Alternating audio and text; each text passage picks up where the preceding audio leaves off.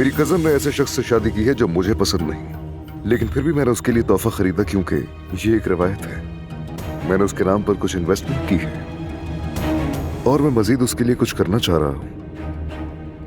सोच रहा हूं कि कुछ शेयर्स खरीद लूं उसके लिए। मतलब अब से तुम्हारे शेयर्स में एक और शेयर होल्डर का इजाफा हो गया है और वो है सोहा दबीर खान। अब से वो मैनेजमेंट बोर्ड में भी शामिल होगी। उसको साइन करने का भी इख्तियार होगा, तो इसलिए उससे जरा अच्छा सलूक रखना पड़ेगा, वरना वो कंपनी को जहन्नुम बना देगी। अब समझ आई बात? उम्मीद है कि आप सब समझ गए होंगे।